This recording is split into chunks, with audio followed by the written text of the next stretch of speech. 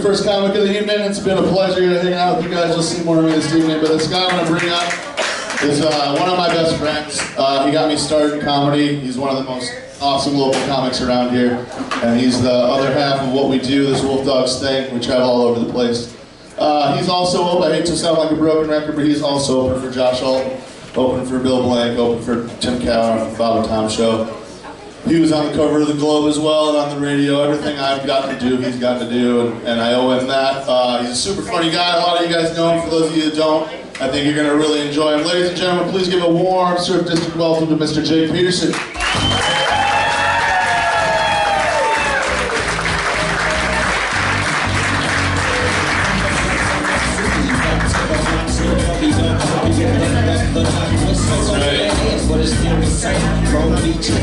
I'll be Snoop's hype man, I don't give a shit. Seems like it'd be a very lucrative job. You'd smell like Pepe Le Pew's ass if you did that, I think. If you hung out with Snoop that long. How we doing, Clear Lake? It's good to see everybody. Come from the land of Mason City. We got a lot of to-doings going around Mason City. Serious business. I'm not talking about the downtown shit, I'm talking about the Asian massage parlor that just got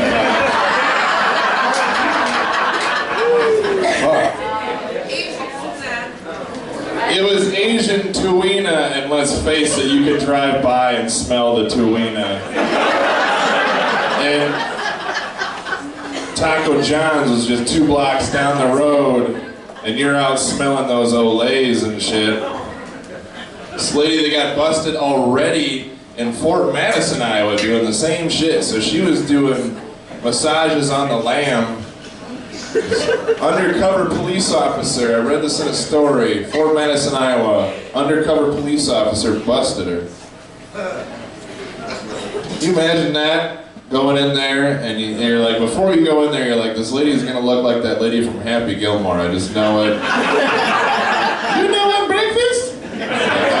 Breakfast. You go in there and you're like, let's see, I've never been here before, but I'll take the sweet and sour pork, please. She told him to lay down naked, put a towel over his ass, lay face down. Of course, she did the back, and then now it's time for the tip. Rolls over. She's already getting oil on her hands. He's taken an oath of the law. This is an undercover police officer. You're goddamn right he's sprung for the hand job. $30. And then he goes back to the police station and the guy's like, so? It's like, I don't know, I couldn't get in till tomorrow. I'm gonna have to go back, I'm sorry.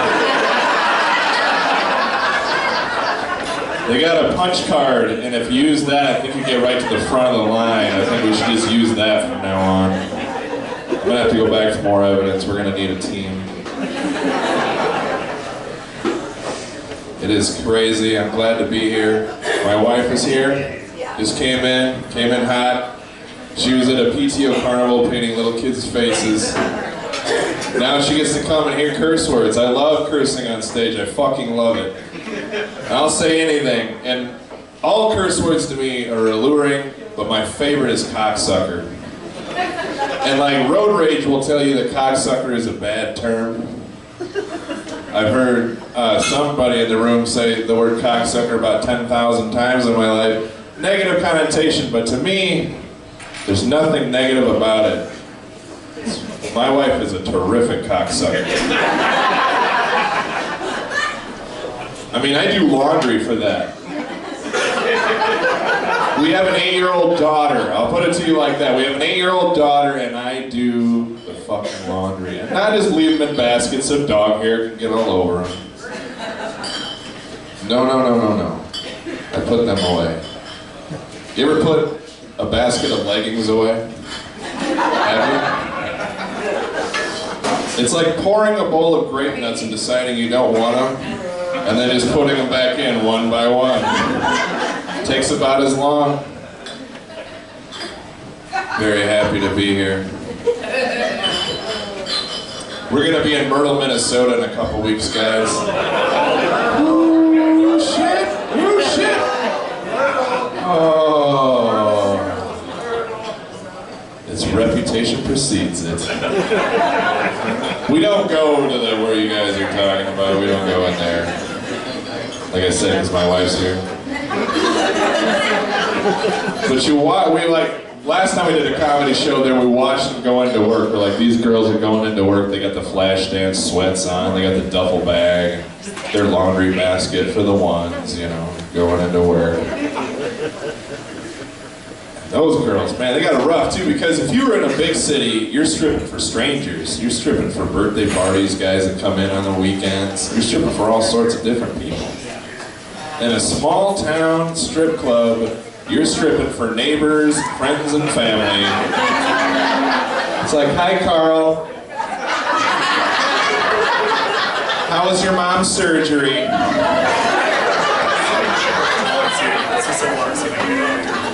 I picked Hopelessly Devoted because I went to Greece with your daughter. I was in the high school production of it with her. I saw you in church, but we really didn't see, couldn't say hi. They got it rough, man. No kids tonight, guys. Yeah, you know what that means. It's gonna be hotel sex quality tonight. It's gonna be, you know, it's gonna be that good stuff where you don't even have to like, it's normally when you're on a date night, you go home, and the kids come running up at you like Charlie Sheen's been partying with Charlie Sheen. You're like, pulling in the driveway like, please, please, have them be sleeping on the couch. You can just put a blanket over them like they've been in a car accident or the police. Like, it's okay, buddy, it's okay. No, they come running at you, full speed. Hey, Dad, how's it going? Did you guys go to a Mexican restaurant? Did you have chips and salsa? Did you go to Target? They know we go to Target.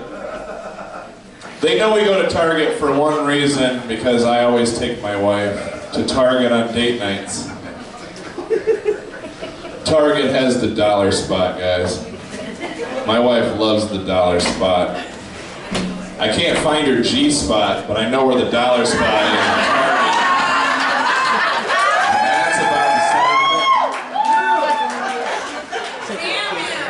That's about the same thing.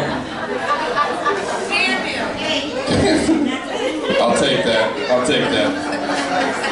Because it's awesome, you just roll right in and it's right inside and you're like on the lazy river of being a husband. You're just like, this is awesome, I'll just float over here. Shit, there's a bench by the front, that's awesome. My wife's like, you care if I get this? I'm like, I don't give a damn, it's $1. Trying to get my balls licked later on, it's $1, I'll put it out, I don't care. Everybody done eating, by the way?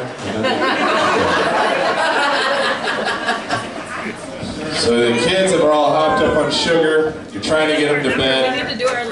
You finally get them into bed, and you lay in your bed, looking at your phone, innocently at Facebook, Instagram, checking your Snapchats, make sure your streaks are going. All of a sudden, the first one to black out their phone, that's the green light. Now shit's getting real. Hands going all over the place. Clothes start coming off. It's romantic as shit. We're not R&B type people, but I think Marvin Gaye is in there somewhere in the background. You don't think about your job anymore, you don't think about date night at the restaurant, all you can think about is each other. And then, without fail, Mom! Shh, don't say anything, shh. Don't say anything. Mom! Still, don't say anything. Don't say a word. Perfect response to your child crying out, fear in the night is not to say a goddamn word.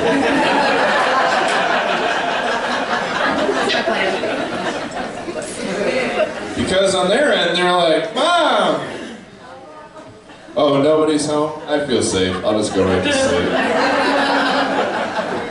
Mom! What? There's a spider on my wall. Will you kill it? Jake, you gotta go in there. Oh, I can't go in there. No, I can't go in there. No. Jake, you're gonna have to. I'm naked. Yeah. I'm not exactly wearing a three-piece suit over here either. And unless I can bend my dick back, like Lawrence Taylor bent Joe Theismann's leg and broke it, he never played football again. Hashtag blindside. I can't go in there. I have normal people insurance. If my daughter falls out of a tree, breaks her arm, I can pay for that. I can't, however, pay for the decades of psychotherapy it's going to take from the traumatic incident at 8 years old when their father comes in with his full-on dad dick erection and smashes a spider against the wall.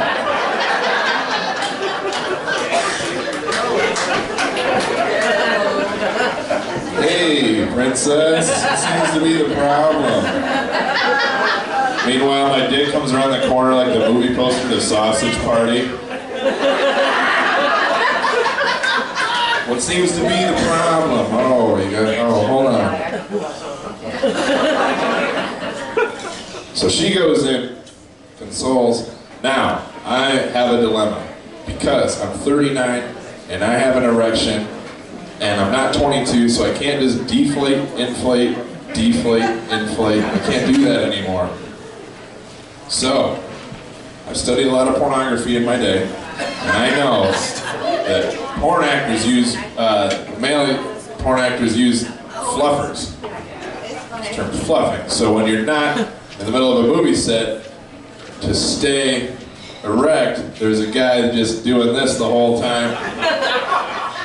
Boy, Rick, that last shot was phenomenal.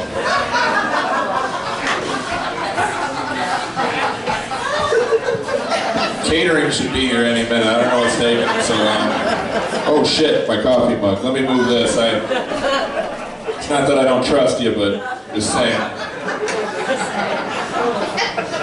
So there I am fluffing it. And inevitably what happens is, it comes back in. I'm fast asleep with my dick in my hand.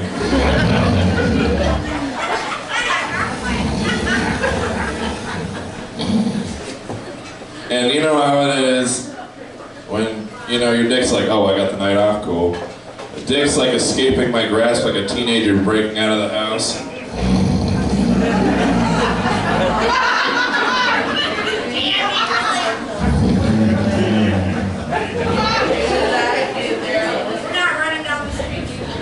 She comes in, takes pity on me. Next thing I know, it's the morning time. Now, it's important to realize if you don't have sex on date night, the cannon is still packed.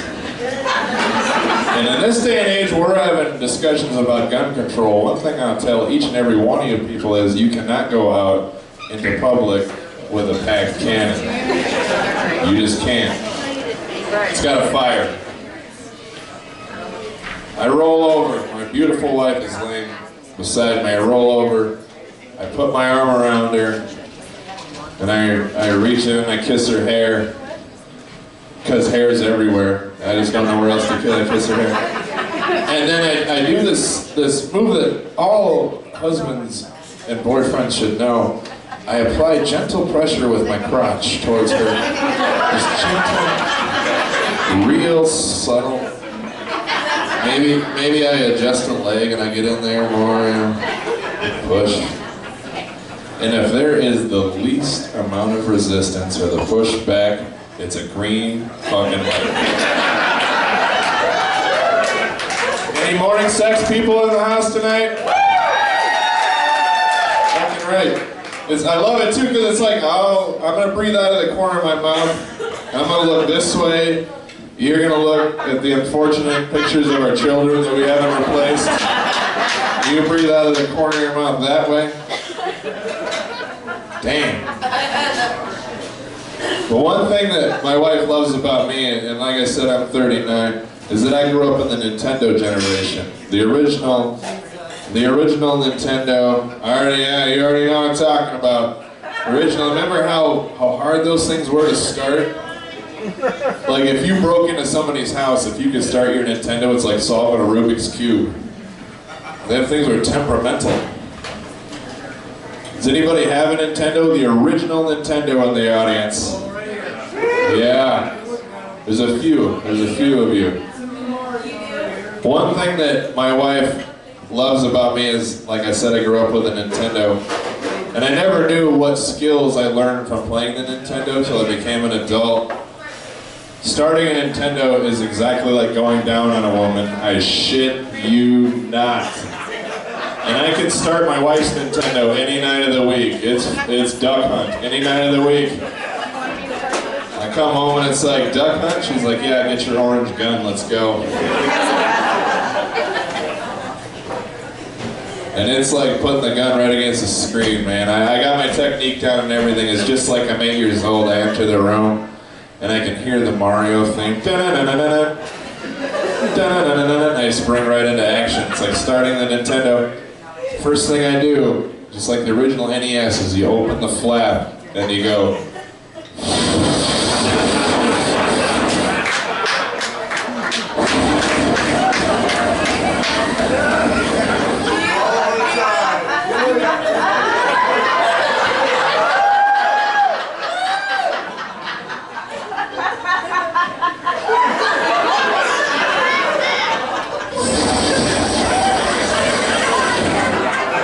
Sometimes you take the cartridge out and blow on it too.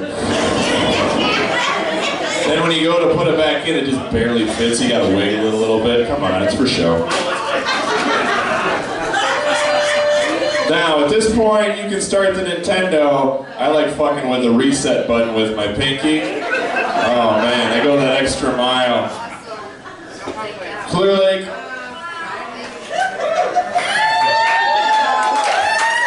I am so excited that everybody's here tonight. I'm so excited. No, I'm not. No, you're not. You don't give a damn. You don't give a damn about anybody but yourself and your Red Bull. I need a haircut. I'm going to leave you with this. I need a haircut. It's becoming a problem. I'm used to going into places that, like, you don't make an appointment, you just kind of show up and wait, and you look over and it's like, holy shit, my social studies teacher's here. It happened. It's very fun. How many people went to Mason City High School?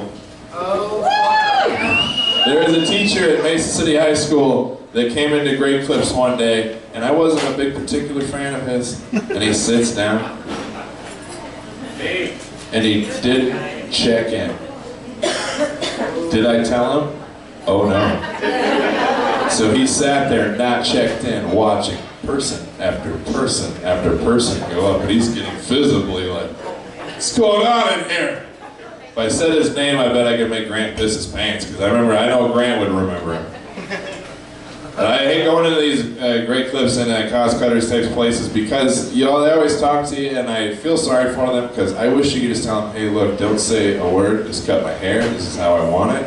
I'm not trying to be rude, we have nothing in common, I'm not looking for any more friends. So I go in there and they're always like, what you out doing, you running errands? So what I do is I make up a character, and you can do this too. What you out doing, running errands? No, my attorney told me I should come in and get a haircut.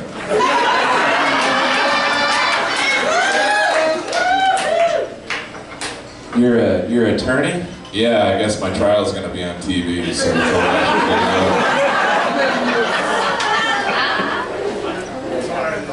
Oh, if that doesn't work, you know, she'd be like, how do you want me to cut your hair? And you're like, oh God, what's the equation? My dad used to tell me, the amount of felonies you get, the shorter you should cut your hair.